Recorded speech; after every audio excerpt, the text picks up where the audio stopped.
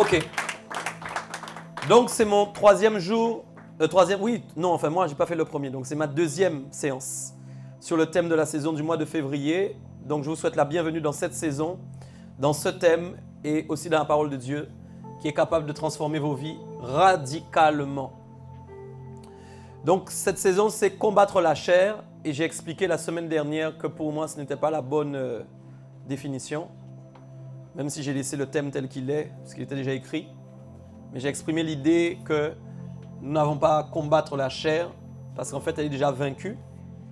Mais que nous devons plus chercher à marcher par le Saint-Esprit, c'est-à-dire être dépendant du Saint-Esprit pour justement dominer la chair. Parce qu'en réalité, la chair est déjà vaincue. Donc ça, c'est très important de le concevoir, de le comprendre. Et on va aller plus loin aujourd'hui. Donc mon sous-thème, c'est l'entendement de l'homme spirituel. Est-ce que vous pouvez le dire? C'est important pour moi. L'entendement de l'homme spirituel. Allez-y. Répétez-le bien fort, ça doit entrer là. L'entendement de l'homme spirituel. Redis-le encore, c'est ton message. L'entendement de l'homme spirituel. Ok. Donc le mot dont je vais parler aujourd'hui, c'est l'entendement. Et je vais vous parler ce soir de votre conception, de la façon dont l'Esprit de Dieu vous a conçu et du niveau d'importance de l'entendement. Car oui, vous avez un entendement spirituel. Et c'est cet entendement qui est plus qu'important dans votre quotidien pour réussir à aller plus loin et à vaincre totalement la chair. Donc quand on cherche la définition du mot entendement, vous pouvez chercher ça dans le dictionnaire. L'entendement, on dit que c'est la faculté de comprendre. On dit aussi que c'est l'ensemble des facultés intellectuelles. On dit encore que c'est l'aptitude de quelqu'un à comprendre. On dit que c'est le bon sens, que c'est le raisonnement ou encore que c'est le jugement. D'accord? Donc quand quelqu'un, en fin de compte, juge, quand quelqu'un raisonne, quand quelqu'un utilise ses facultés intellectuelles, il utilise son entendement. Ok? Ça, c'est une chose. Mais sur le plan spirituel, parce que vous avez un entendement aussi, l'entendement correspond à votre esprit. Dis esprit. Je ne parle pas du Saint-Esprit, mais je parle de votre esprit, car vous avez été confectionné corps, âme et esprit. Est-ce qu'on est d'accord? Donc, quand on parle de votre entendement, on parle en fait de votre esprit. Ok? Et dans le mot entendement, il y a le verbe entendre. C'est aussi là que vous recevez des paroles, ce que vous écoutez, ce que vous entendez, et qui va créer en vous une faculté de juger, de comprendre, une faculté intellectuelle. C'est pourquoi la Bible parle du renouvellement de l'intelligence par le Saint-Esprit. Parce que oui, votre intelligence ou encore votre entendement a besoin chaque jour d'être renouvelé. Donc ça, c'est mon introduction pour que vous puissiez comprendre de quoi je parle ce soir quand je suis en train de parler de votre entendement. Donc chaque fois que je vais parler d'entendement, je vais parler de votre esprit. C'est pourquoi vous allez voir qu'il y a une différence radicale entre l'entendement et la chair. Je parlerai d'un côté de la chair, je parlerai d'un côté de l'esprit. Mais chaque fois que je parle de l'esprit, je parle de votre entendement, du lieu d'habitation de l'écoute, du lieu d'habitation où Dieu a inséré ce qu'on appelle la conscience. Car dans l'entendement, il y a la conscience. Et c'est la conscience qui vous parle. C'est la conscience qui vous apporte des messages. Quand vous péchez, c'est votre conscience qui vous dit que vous avez péché. C'est votre conscience qui vous rappelle la parole de Dieu. Donc votre entendement, qui est votre esprit, c'est lui en fait qui doit dominer sur votre chair. Mais pour que votre esprit domine sur votre chair, il faut qu'il soit inspiré par le Saint-Esprit. Car votre esprit a été corrompu. C'est pourquoi Dieu a envoyé son esprit en nous pour que notre entendement reprenne la force initiale qu'il avait opérée dans le jardin d'Éden. C'est pourquoi il est écrit dans Genèse au chapitre 2, les versets 15 à 17, quelque chose. L'Éternel Dieu a pris l'homme et il le plaça dans le jardin d'Éden pour le cultiver et pour le garder. Cela signifie qu'il parlait en fin de compte de la conception d'Adam à travers le schéma en fait de son appel. Quand Dieu a créé Adam, il l'a créé pour une utilité, pas la seule. Mais il a d'abord créé à Adam un environnement. Dis avec moi, environnement. Toi-même, tu habites dans un environnement. C'est pourquoi la Bible va parler de l'homme nouveau, que vous ne devez pas confondre avec l'homme intérieur. Je vais bien vous expliquer. L'homme nouveau correspond à celui qui est renouvelé pour habiter sur la terre et pour passer son pèlerinage.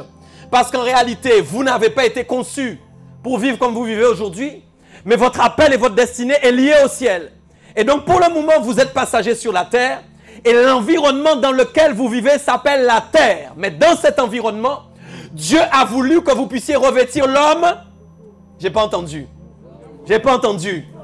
J'ai pas entendu. Je veux qu'on soit ensemble. Dieu a prévu que tu revêtisses l'homme nouveau. L'homme nouveau n'est pas intégralement reconfectionné. Pourquoi? Parce que l'homme nouveau, radicalement confectionné, complètement confectionné, atteindra son but quand il va commencer à revêtir le corps céleste. Tant que vous n'avez pas le corps céleste, vous n'êtes pas totalement l'homme nouveau. Mais c'est pourquoi Dieu a déposé les arts de l'esprit. Une faible quantité de son esprit qui est capable de renouveler quelque chose en nous et de commencer à nous faire marcher dans le schéma de la perfection qui nous conduit vers la dimension céleste que nous allons atteindre dans quelque temps quand Jésus va revenir. Donc en réalité, mon appel est céleste, mais je commence déjà à parcourir ce chemin dans lequel je suis appelé. C'est pourquoi quand on parle d'Adam dans le jardin, l'homme qu'il a été, on ne l'a pas appelé l'homme nouveau, mais Dieu l'a appelé un homme. Et cet homme qu'il était devait avoir en fin de compte un but pour sa vie. Et un des buts que Dieu a donné dans le texte, il dit qu'il l'a placé dans le jardin pour le cultiver et pour le garder. Autrement dit, le jardin d'Éden attendait son Adam. Il lui manquait quelque chose, il lui manquait un homme pour prendre soin de lui. Mais ça, c'est la qualité de l'homme, comme il a été créé selon le principe de Dieu, quand il a pris la poussière de la terre, qu'il a commencé à lui confectionner un corps, dis avec moi corps, qu'il a vu qu'il a confectionné des narines, dis avec moi narines, et il a commencé à souffler, dis avec moi souffler. Dans les narines d'Adam, la Bible dit, il est devenu une âme vivante. Dans la confection donc d'Adam, il y avait trois choses qui ont été intégralement conçues. Son corps, son âme et son esprit.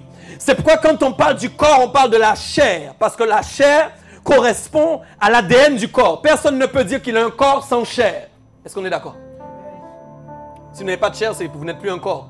La chair est la composition initiale qui donne naissance au corps. Est-ce qu'on est bien d'accord?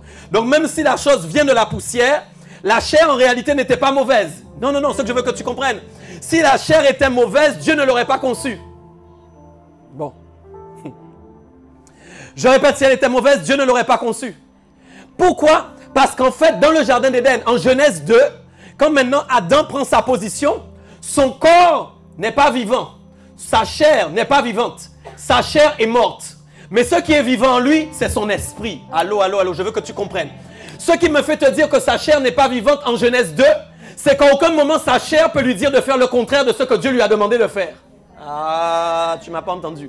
À aucun moment sa chair va lui dicter un autre message que ce que Dieu a dit. Ça veut dire en fait qu'il est connecté à l'entendement, son entendement, pardon, est connecté à la voix de Dieu. La voix de l'Éternel lui parle. Et il va commencer à lui dire au verset 16.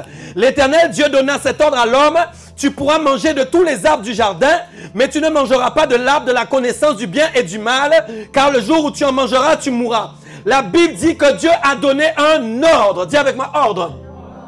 L'ordre fait référence à l'obéissance. Et c'est ça, en fait, qui va amener toute la dimension de la compréhension ce soir. Vous allez voir que Satan, en réalité, ne fait pas grand-chose, mais que c'est souvent plus notre chair qui agit plus que Satan. Vous allez voir. Prépare-moi un deuxième mouchoir, s'il te plaît, Elsa. Écoutez bien ce que je vous dis. Regardez bien. Vous êtes avec moi? Comme maintenant, il commence à donner l'ordre. L'ordre ne correspond pas à la création et la conception de l'homme. Est-ce que tu es avec moi? Mais elle correspond à l'entendement. C'est pourquoi la Bible dit que la foi vient de ce qu'on entend et ce qu'on entend vient de la parole de Dieu. L'entendement correspond à l'écoute, à ce que j'entends. Est-ce que tu es là avec moi? Donc l'obéissance existe à partir du moment où mon entendement est capable d'entendre une voix me parler et d'y répondre avec un oui ou un non. Donc quand l'Éternel commence à parler à Adam, il ne parle pas à son corps. Il parle à son esprit. Et donc sa chair ne peut pas lui dire ne le fais pas. Pourquoi? Parce que sa chair est morte. C'est pourquoi quand nous nous trouvons en Genèse 2, le premier Adam, vous devez comprendre que nous nous trouvons un moment où la chair est. Et où l'esprit est. Ok, tu es d'accord avec moi? Toujours, on est ensemble. La chair est morte, l'esprit est vivant. La chair est morte, l'esprit est vivant. Je martèle parce que ton esprit doit comprendre. La chair est morte, l'esprit est vivant. Donc quand l'ordre est donné, Adam n'a pas de difficulté à obéir à Dieu parce qu'il n'y a rien qui le pousse à désobéir. Ok, d'accord. Maintenant, regardons un peu plus loin maintenant. Vous devez comprendre une chose. C'est que quand Satan est venu dans le jardin, vous avez vu quelque chose? Vous voyez un peu dans la Bible, Satan n'a pas tellement parlé en Genèse. Quand vous regardez bien, Satan n'a qu'un petit dialogue en Genèse. Regardez bien, mes amis. Parfois, on donne beaucoup de place à Satan alors qu'il en a peu. Quand Satan vient parler à Ève, il ne vient pas parler à sa chair. Tu sais pourquoi? Parce que Satan sait très bien comment Dieu a conçu l'homme. C'est pourquoi je vais me dire que des fois, Satan vous connaît mieux que vous vous connaissez vous-même. Mais je vous parle sérieusement. C'est comme ça que je peux vous dire que Satan connaît mieux la parole que nous-mêmes. Satan était là lorsque l'Éternel a conçu l'homme. Je vous dis qu'il avait déjà vu. Ce qui l'a poussé à venir parler à Ève, c'est parce qu'il a vu tout ce que l'Éternel a fait.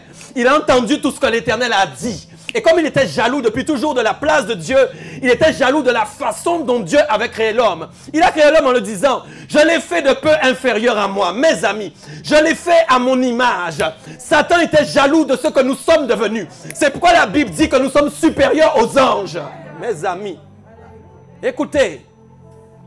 Donc quand il vient maintenant dans le jardin, en Genèse 2, il ne vient pas parler beaucoup, mais il ne vient pas s'adresser à la chair de Ève. Pourquoi? La chair ne peut rien réceptionner. La chair est morte à ce moment. Il vient parler à l'ordre qui a été donné. Il vient toucher une parole qui est liée à l'obéissance, qui parle à l'esprit.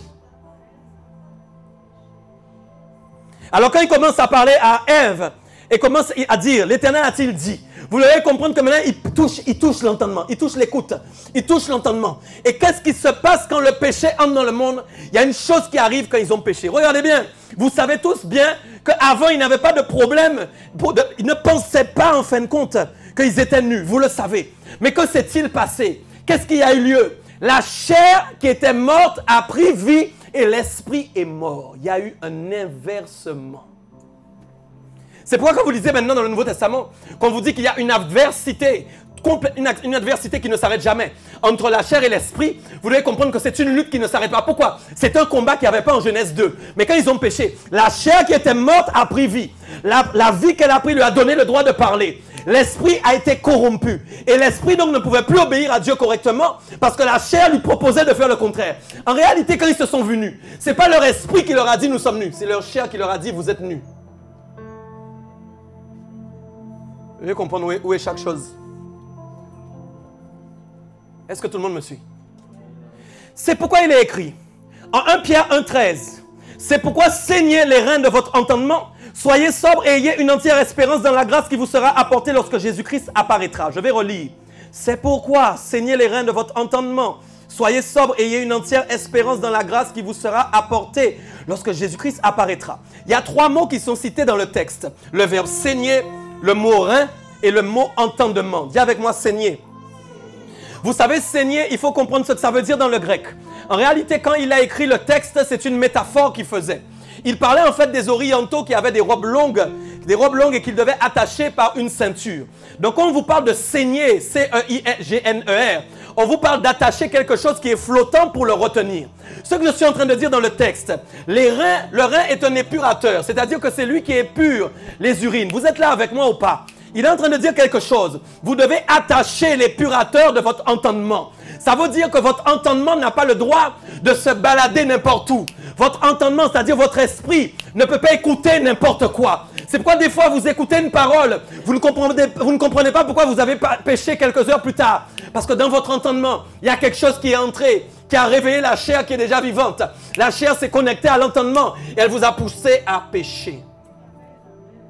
Dis avec moi, saignez les reins. Donc ton entendement a des reins. Ton entendement a un épurateur. Pourquoi? Parce que Dieu ne veut pas que ton entendement soit impur, mais Dieu veut que ton entendement soit pur. Parce qu'il sait que dans ton entendement, il y a la matrice de la conscience. C'est là où la conscience est animée et alimentée. Ça veut dire que quand ton entendement est pur, ta conscience peut être épurée. Ta conscience peut recevoir des paroles de Dieu. Elle dit, c'est bien mon fils, continue. C'est bien, tu n'as pas fait le mal, tu n'as pas péché, tu obéis. Mais quand vous péchez, elle vous dit, tu as péché, tu as honte maintenant. Ne dis rien, cache ce que tu as fait. Ne parle pas, ne va pas à l'église. Refuse ces choses, reste caché, reste tout seul chez toi. Voilà ce qui se passe quand l'entendement est corrompu. C'est pourquoi vous n'avez pas le droit de laisser votre entendement traîner n'importe où. Votre entendement n'a pas le droit de fréquenter n'importe quel entendement. Votre esprit n'a pas le droit de connecter avec n'importe quel esprit. Parce que celui qui habite en vous est plus fort que l'esprit du monde. Donc ça veut dire qu'il est... Ah mes amis, Madison Tokolodasha, Ayabaso.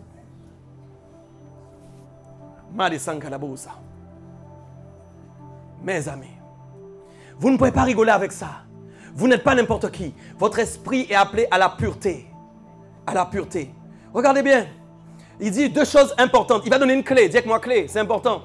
Comment faire pour que l'épurateur fonctionne dans mon esprit? Comment faire pour que tout le temps mon esprit soit saint? Comment faire pour tout le temps expérimenter la manifestation du Saint-Esprit dans mon esprit? Il y a deux choses. Vous devez être sobre. La sobriété, c'est le contraire de ceux qui n'ont pas le contrôle de leur propre vie et qui font n'importe quoi. Quand on est sobre, ça veut dire qu'on est contrôlé par quelque chose de plus fort. La sobriété vient du Saint-Esprit. Ça veut dire que je ne fais pas n'importe quoi parce que je sais que celui qui habite en moi ne veut pas que je fasse n'importe quoi et qu'il veut me conduire vers quelque chose de meilleur. Donc quand je suis sobre, écoutez bien, je suis en train de permettre à l'épuration de se faire dans mon entendement. Pourquoi? Ma sobriété ne me conduit pas n'importe où. Ma sobriété ne me fait pas parler n'importe comment. Ma sobriété ne me fait pas côtoyer n'importe qui. Je ne suis pas comme tout le monde. Et il dit plus loin, regardez bien, au-delà de la sobriété, je dois avoir une entière espérance dans la grâce qui m'a été apportée lorsque Jésus va apparaître. J'ai une espérance, je sais que Jésus revient bientôt. Donc elle me pousse à cultiver quelque chose de spécial dans mon entendement. Les gens qui n'ont pas la programmation de l'heure, qui ne comprennent pas dans quel temps ils vivent, vivent comme des fous qui ne comprennent rien, malgré qu'ils disent qu'ils sont chrétiens, mais ils ne cherchent pas à savoir réellement si Jésus revient. Ils vivent, ah c'est bon, on a la grâce, on a la faveur, on pêche, Dieu va nous relever. Mais n'oubliez jamais que dans votre conscience, le péché laissera une trace et c'est elle qui va vous influencer.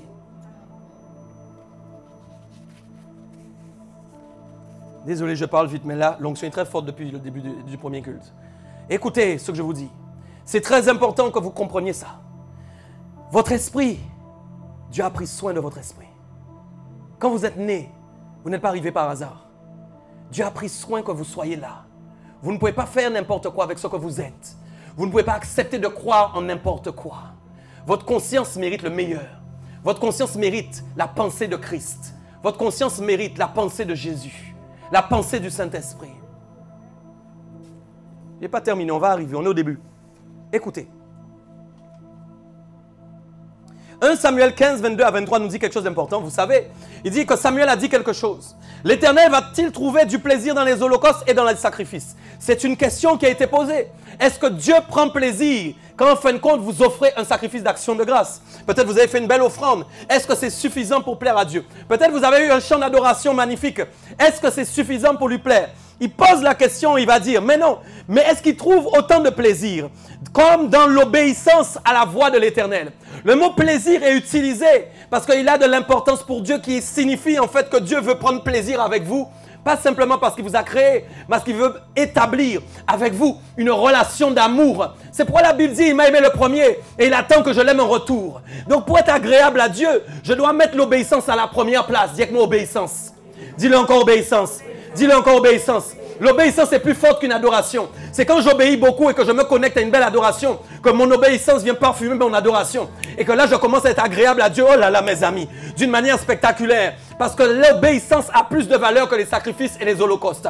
Ça veut dire que je dois chercher à savoir à quoi est connectée intimement l'obéissance ou la désobéissance. C'est là où je comprends que la chair ne s'appelle pas chair, mais que la chair s'appelle aussi péché. C'est quoi il dit qu'il y a une demeure pour le péché. Désolé de vous l'annoncer si on vous a traité avec une mauvaise doctrine, une fausse doctrine, en vous disant que Jésus a vaincu le péché et que c'est suffisant comme ça pour ne rien comprendre. Non, il a vaincu le péché, c'est vrai, mais il n'a jamais été écrit que le péché est parti. Le péché a un lieu d'habitation.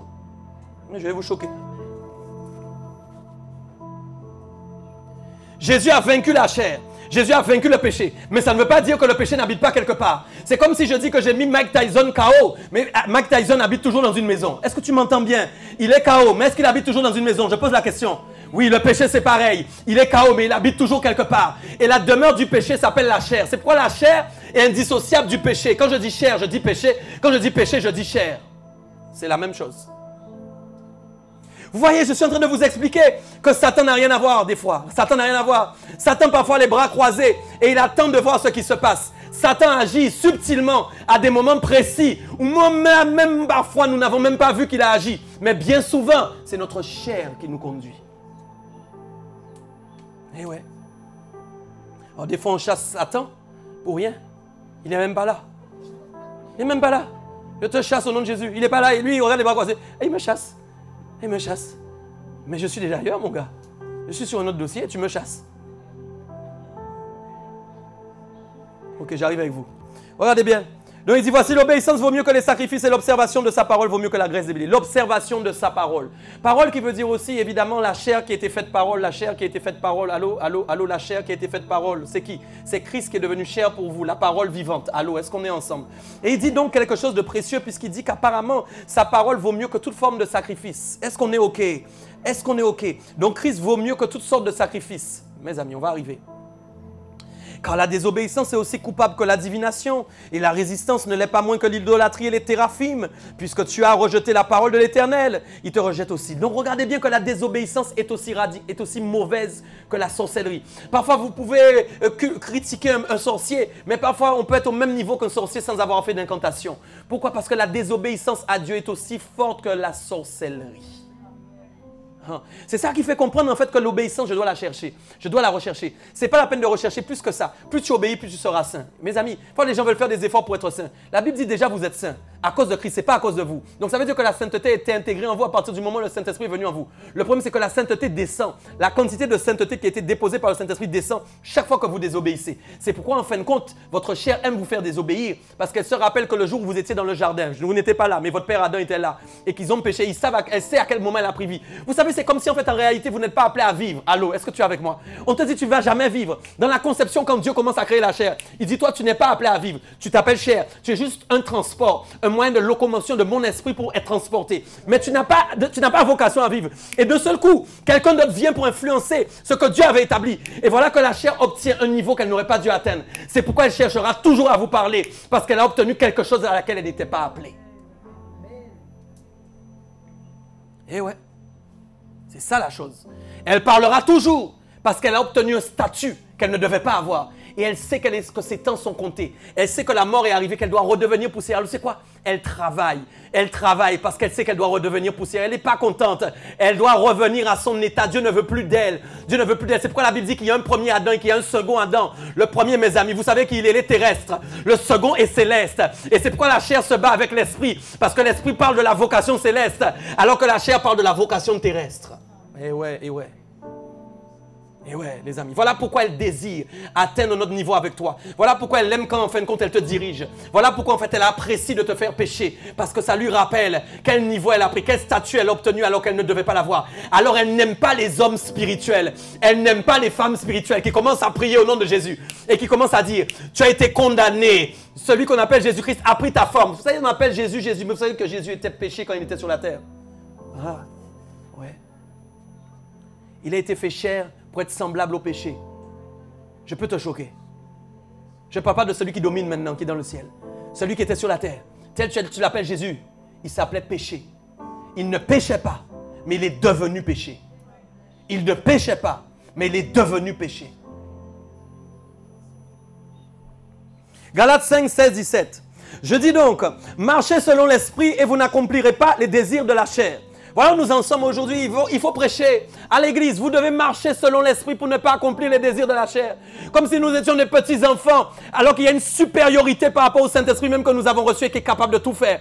Il est obligé de prêcher à l'église de Galatie. Vous devez marcher par l'esprit. Comme si ils étaient tarés au niveau de l'esprit, avec quelque chose qui ne fonctionnait pas. Ils étaient freinés. Il fallait leur prêcher. Vous devez marcher par l'esprit. Vous devez marcher par l'esprit. Comme des petits enfants qu'on prend par la main. Alors qu'en réalité, c'est la base. C'est la base de tout. Dieu veut faire toutes les... Écoutez, vous êtes tous là. Dieu veut faire de vous des hommes et des femmes spirituels. Dieu n'aime pas la médiocrité. L'œuvre de Dieu est parfaite. Aujourd'hui, on aime les évangiles de fainéants. Ah oui, il y a la grâce, tu sais, j'ai péché, mais Dieu me relève. Mais tu sais, mon frère, ne t'inquiète pas. Jusqu'à ce que tu meures, tu seras dans un corps de chair, tu sais. Et donc, tu vas pécher, mon frère. Mais la grâce est là. La grâce.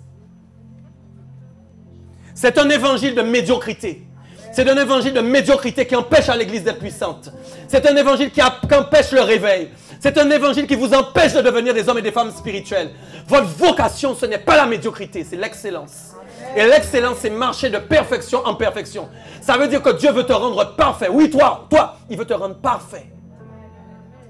N'aime pas les évangiles de fainéants. N'aime pas les évangiles de paresseux. Nous allons dire autre chose. Non, je suis tombé. Ce n'est pas ma vocation. La Bible dit que tu as été condamné. Le péché a été condamné. Quand il est à la croix, tu as été cloué et tu as été vaincu. Donc oui, tu habites dans mon corps parce que c'est ton lieu d'habitation, mais tu es vaincu au nom de Jésus. Je ne collabore pas avec toi.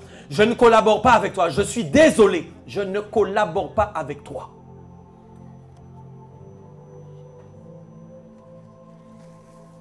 Je vous dis que Dieu veut lever une génération ici. Ce n'est pas une blague. Des hommes et des femmes spirituels. C'est très sérieux. Je continue. Regardez bien. Je dis donc, marchez selon l'esprit et vous n'accomplirez pas les désirs de la chair. Car la chair a des désirs contraires à ceux de l'esprit. Et l'esprit en a de contraires à ceux de la chair. Ils sont opposés entre eux afin que vous ne fassiez point ce que vous voudriez. Ça veut dire que vous ne pourrez jamais faire ce que vous voulez. En réalité, même un païen qui croit qu'il fait ce qu'il veut, il obéit à quelque chose. Et en tout cas pas au Saint-Esprit, puisque l'Esprit de Dieu n'habite pas en lui. Donc s'il obéit à quelque chose, il obéit à sa chair. Il n'obéit pas tout le temps à Satan. Satan est l'initiateur du réveil de la chair. Vous voyez un peu? Alors que l'Esprit est l'initiateur du réveil de l'Esprit. C'est pourquoi il dit réveille-toi toi qui dors, réveille-toi, Christ... oh, réveille-toi toi qui dors. Christ éclairera d'entre les morts. Ok?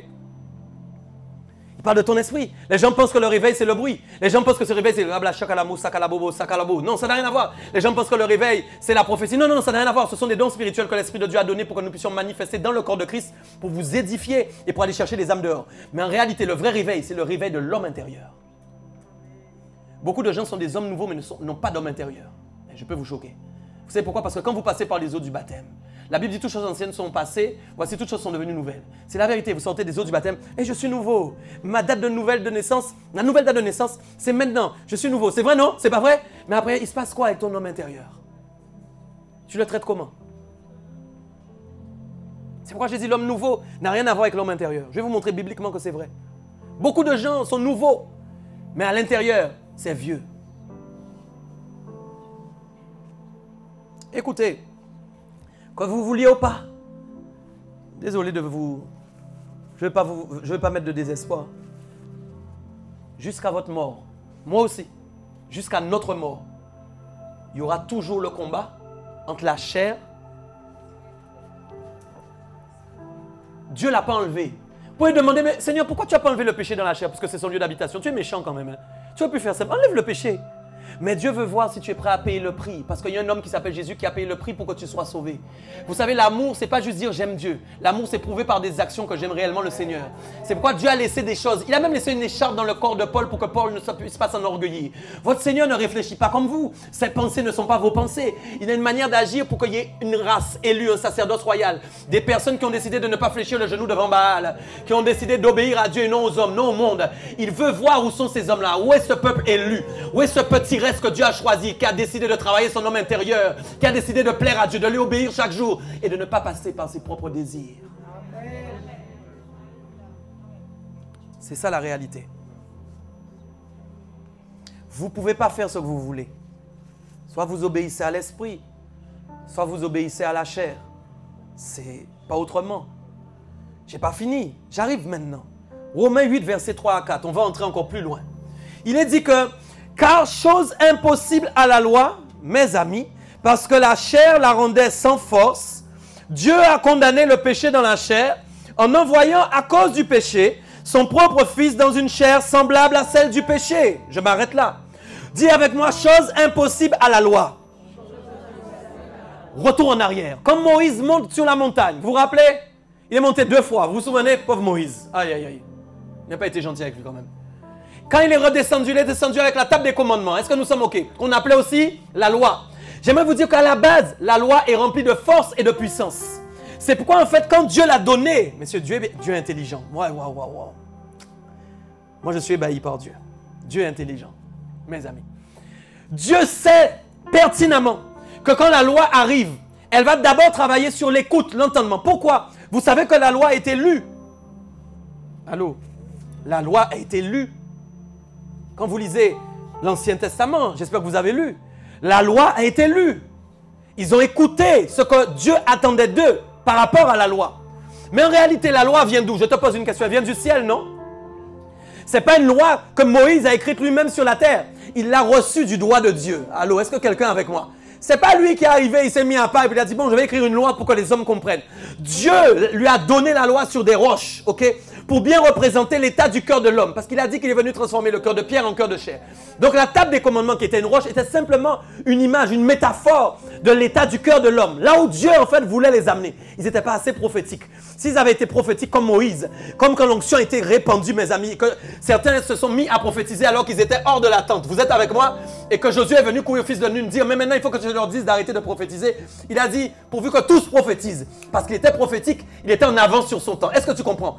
Mais si eux-mêmes avaient été en avance sur son temps, ils auraient déjà compris que la loi avait été donnée, non pas pour qu'ils puissent la réaliser parce qu'ils ne pouvaient pas, mais parce que Dieu se préparait à l'inscrire dans leur propre cœur et qu'ils l'accomplissent.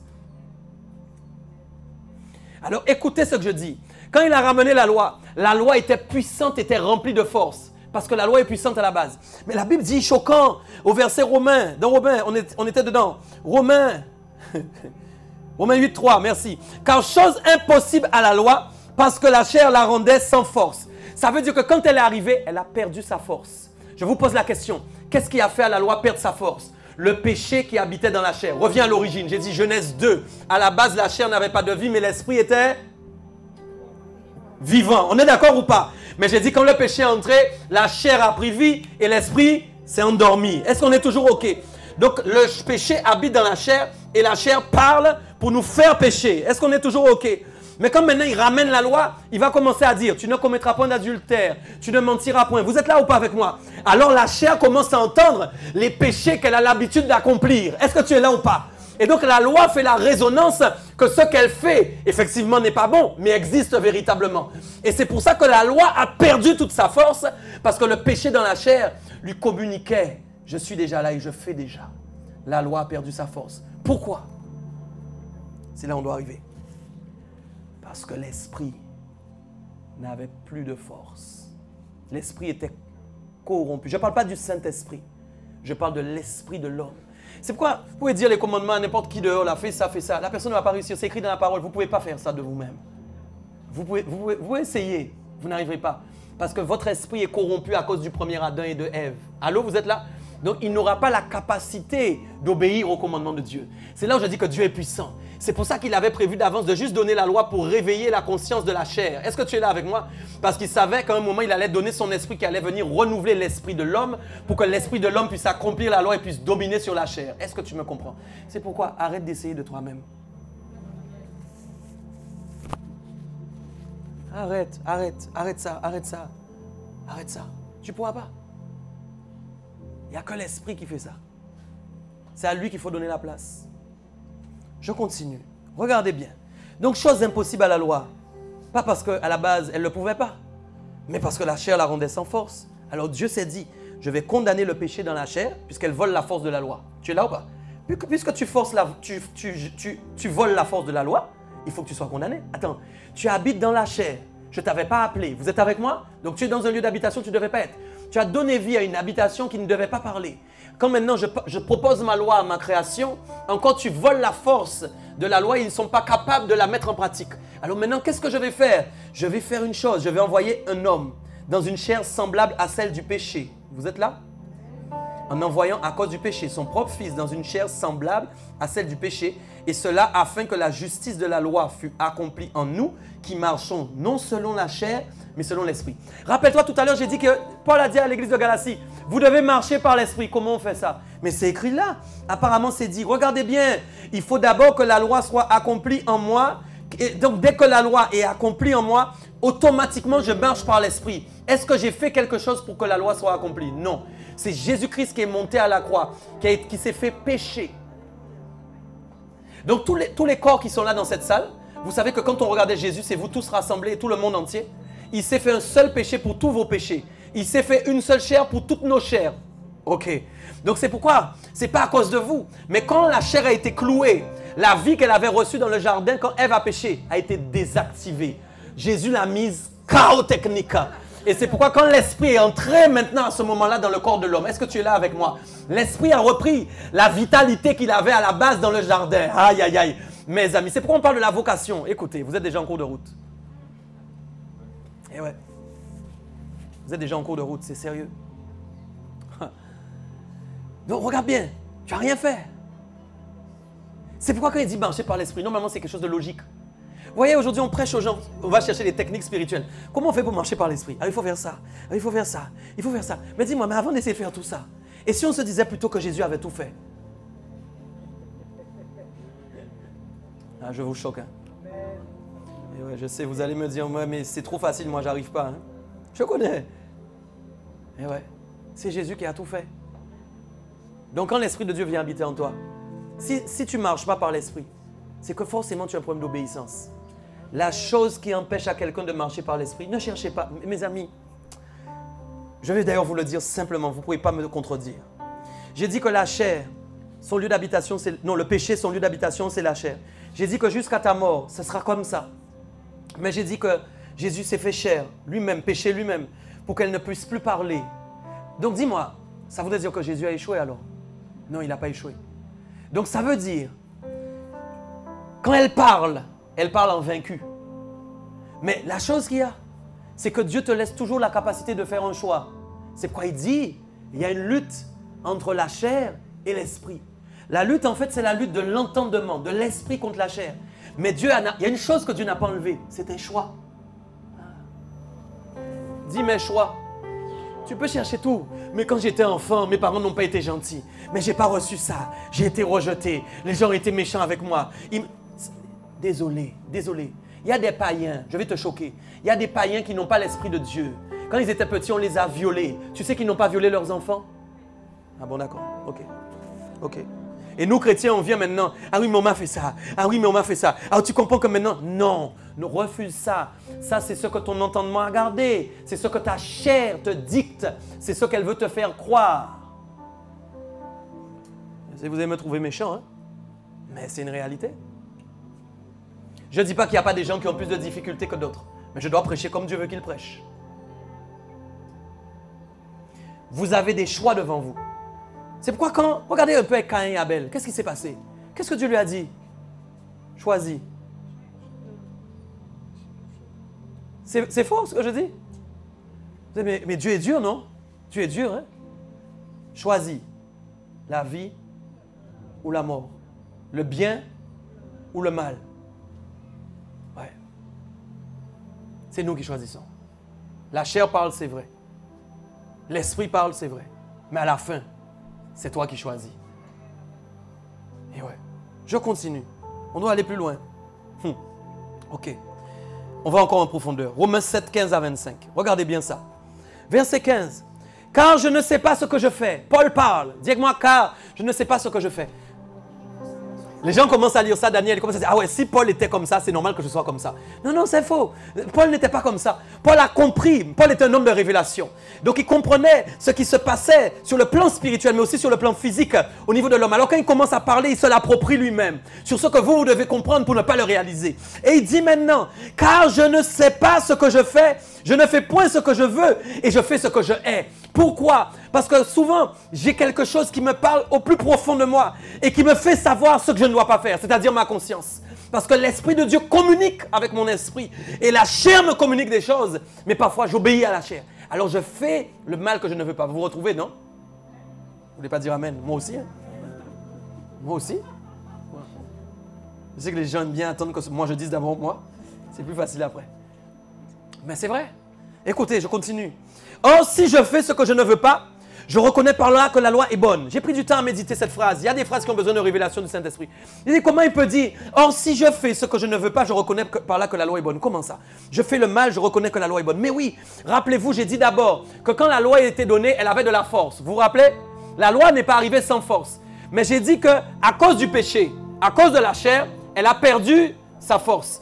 Pourquoi? Parce que quand la loi a été donnée, elle a reconnu que la loi était bonne en réalité. Mais oui, la chair sait que la loi est bonne. Mais c'est juste qu'elle ne veut pas. Non, elle ne veut pas. Tu sais, tu peux savoir que quelque chose est bon, mais que tu ne veux pas. Vous savez, allons plus loin. Quand nous péchons volontairement, alors que nous savons que ce n'est pas bien. Vous traduisez ça comment? Donc vous savez que c'est bon de ne pas le faire. Ah. Mais des fois on le fait quand même, non? Est-ce qu'on est toujours OK? Donc je reconnais par là que la loi est bonne, non? Ah, d'accord. OK. C'est comme ça que Paul dit. Alors même qu'il fait ce qu'il ne veut pas, il reconnaît par là que la loi est bonne. Verset 17. Maintenant, ce n'est pas moi qui le fais, mais c'est le péché qui habite en moi. Chaque fois que vous péchez, ce n'est pas vous qui l'avez fait, mais c'est la chair qui l'a fait. Mais comme vous habitez dans un corps de chair et qu'elle habite dans la chair, c'est vous qu'on voit. Pour ça, il aurait fallu que votre esprit ne soit plus dans ce corps. Ah. Eh ouais. Il aurait fallu que votre esprit n'habite plus dans ce corps. Mais tant que votre esprit habite dans le corps, vous pouvez faire ce que vous voulez. C'est vous qu'on va voir. Alors si je fais ce que je ne veux pas, je reconnais que la loi est bonne. 17. Et maintenant, ce n'est plus moi qui le fais, mais c'est le péché qui habite en moi. 18. Ce qui est bon, je le sais, n'habite pas en moi, c'est-à-dire dans ma chair. Soyez conscients, ce qui est bon n'habite pas en vous. N'ayez pas honte de dire en vous. Les gens disent, mais pourquoi je ne suis pas mauvais, moi? Je ne suis pas mauvais. Mais non, il ne parle pas de toi. Il ne parle pas de ce qui tu es. Il parle de ta chair. C'est pourquoi vous devez bien faire la séparation entre corps, âme et esprit. Mes amis, comprenez bien. Ce qui intéresse Dieu, ce n'est pas votre chair. Depuis quand Dieu est intéressé par ce qui est corruptible et qui ne rentre pas dans le ciel? Dieu est intéressé par ce qui entre au ciel, c'est-à-dire par votre esprit, par votre âme. Mes amis, il n'est pas intéressé. Donc c'est pourquoi il dit, écoutez, ce qui est bon n'habite pas en moi. Il précise, dans ma chair. Il ne s'autodégrade pas. Sa chair ne correspond pas à ce qui est bon. Vous avez beau, peut-être il y a des mères Teresa même là, ici dans la salle. Vous avez même fait plus qu'elle. C'est pas ça qui fait que votre chair est bonne. Non mais est-ce que vous m'entendez? Vous pouvez faire aumône, aider des veuves, la veuve et l'orphelin, tout ça. Votre chair n'est toujours pas bonne. Hein? On va arriver. Regarde bien. J'ai la volonté, mais non le pouvoir de faire le bien. J'ai la volonté, mais non le pouvoir de faire le bien. Voyez, vous n'êtes pas capable de faire le bien par vous-même. Beaucoup de gens pensent qu'ils font le bien par eux-mêmes. C'est faux. Vous ne pouvez pas le faire par vous-même. Regardez, 19. Car je ne fais pas le bien que je veux, je fais le mal que je ne veux pas. Mais oui, et si je fais ce que je ne veux pas, ce n'est plus moi qui le fais, c'est le péché qui habite en moi. Ça confirme ce que j'ai dit. On arrive où je vais arriver. 21. Je trouve donc en moi cette loi. Quand je veux faire le bien, le mal est attaché à moi. Il définit la loi du péché. C'est-à-dire, il explique en quoi le péché a obtenu une loi qu'elle n'avait pas. Et il dit, sa loi est très simple. Sa loi, c'est quoi? Quand je veux faire le bien, le mal est attaché à moi. En fait, voilà, je suis bien disposé. Vous êtes là avec moi ou pas? J'ai envie d'aller voir des gens. J'ai envie d'aller les aider. Mais il y a quelque chose qui m'attache. Vous comprenez quoi? Qui dit, non, ne le fais pas. Demande pardon à cette personne. Non, tu te rends pas compte, la honte pour toi. Humilie-toi devant cette personne. Mais non, devant mon lassa.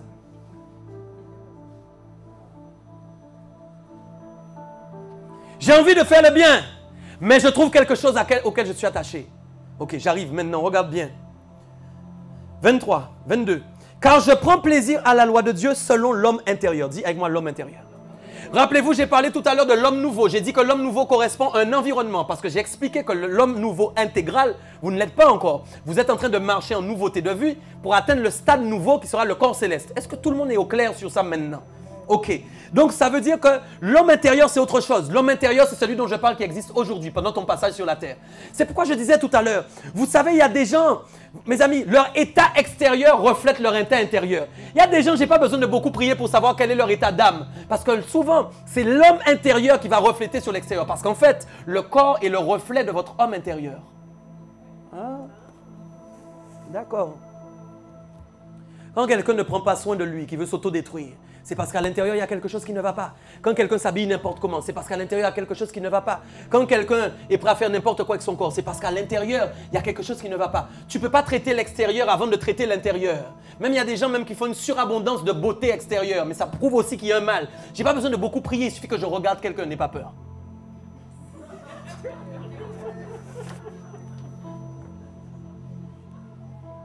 C'est sérieux.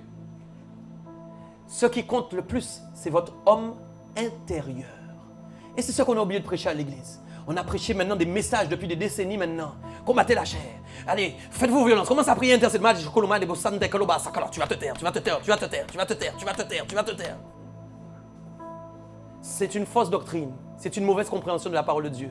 J'ai pas dit Dieu. Paul a dit il faut tenir son corps en bride. Oui, mais il faut bien comprendre le sens de la parole. Je ne fais pas n'importe quoi, je ne vais pas n'importe où. Ça veut dire qu'il parle même lui de l'homme intérieur. Vous pouvez faire tout ce que vous voulez avec votre chair. Vous ne la rendrez pas esclave du Saint-Esprit si vous ne comprenez pas que votre homme intérieur doit être fort.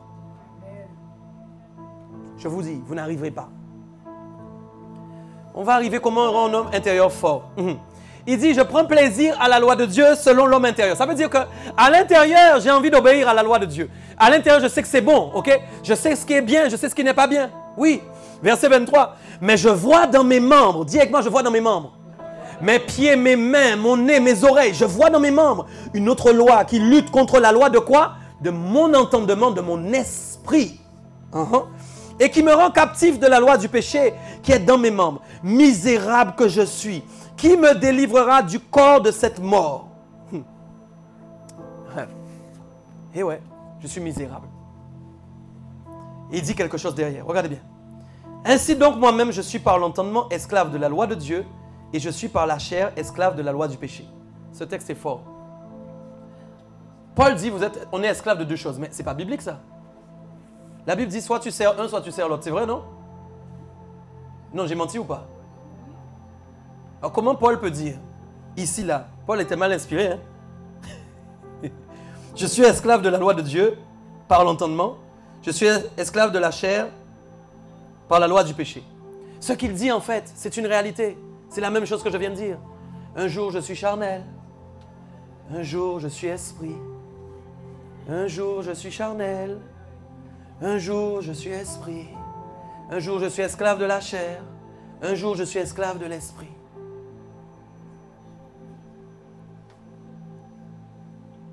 C'est la volonté de Dieu, ça? Est-ce que c'est la volonté de Dieu?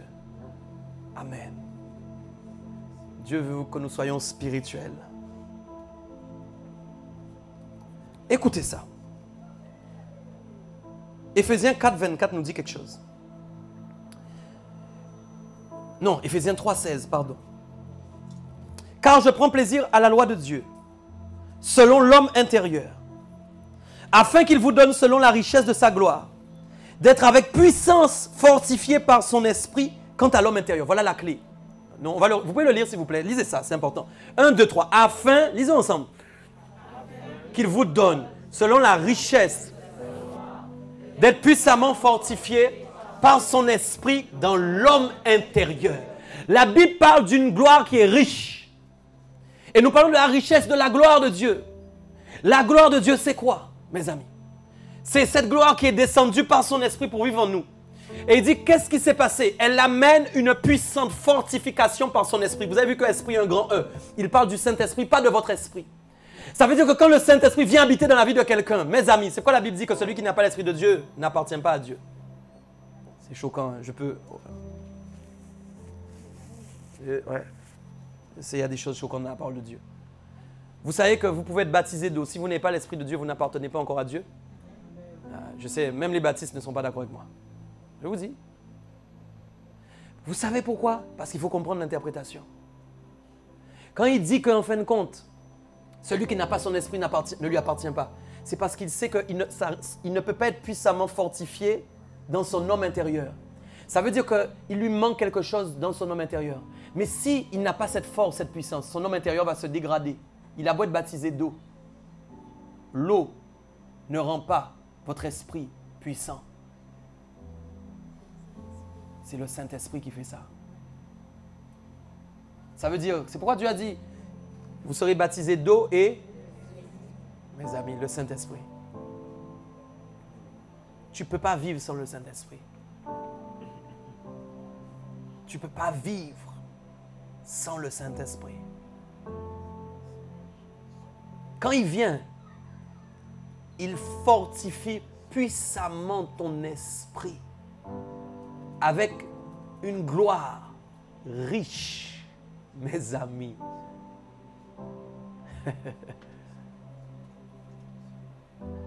Tu sais c'est quoi une gloire riche? La richesse de sa gloire, non, je ne sais pas si tu as compris. C'est quelque chose d'indéfinissable. Il ne manque rien à l'Esprit de Dieu pour fortifier ton esprit. Il ne manque rien au Saint-Esprit pour te rendre fort, pour te rendre puissant, pour te rendre spirituel.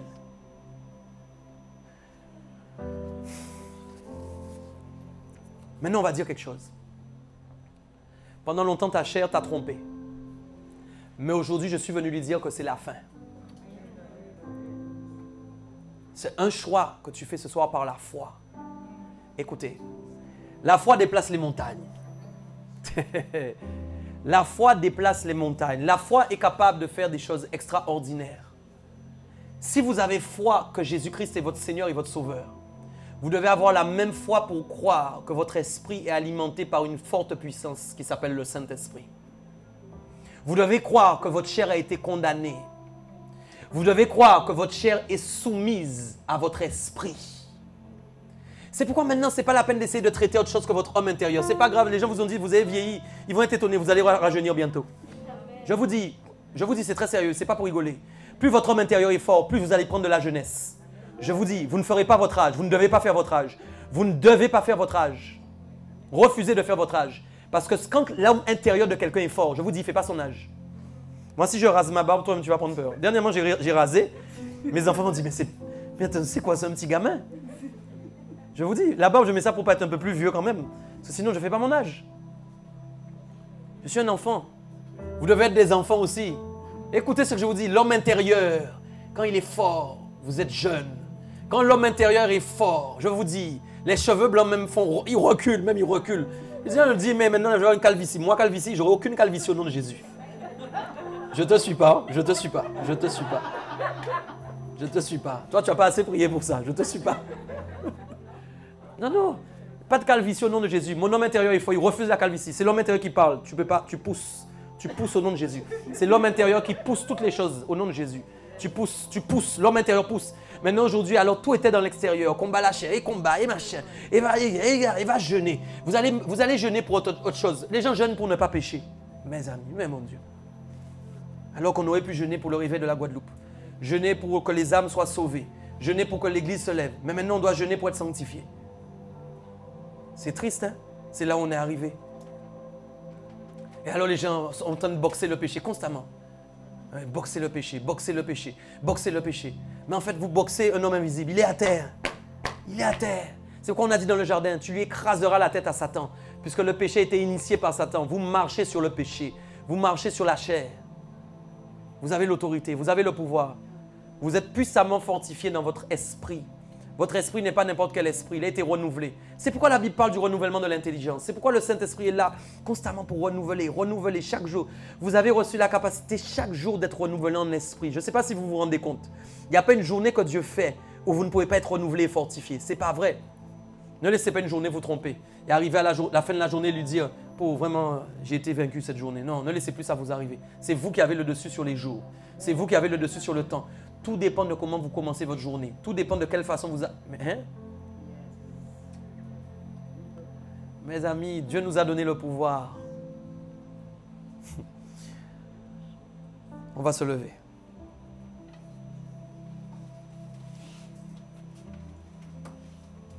Laisse le fond toujours. On va prier. Est-ce que vous avez compris quelque chose ce soir?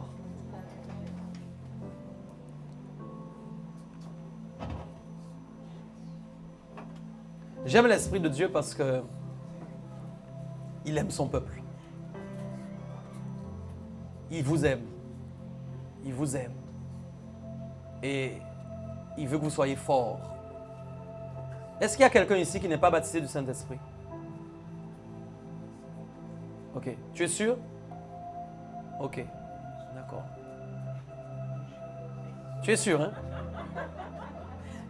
Ok. Ok. S'il y en a qui ne sont pas baptisés du Saint-Esprit, levez les mains vers le ciel maintenant, on va prier.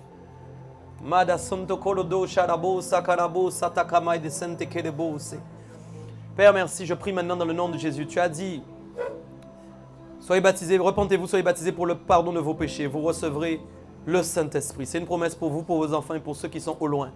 Père, je prie maintenant au nom puissant de Jésus pour les personnes qui ont les mains levées. C'est une promesse active qui est encore bonne dans ce temps, valable. Recevez l'Esprit de Dieu ce soir au nom de Jésus-Christ.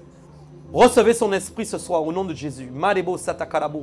Recevez son Esprit. Cet Esprit agit dans cette salle ce soir.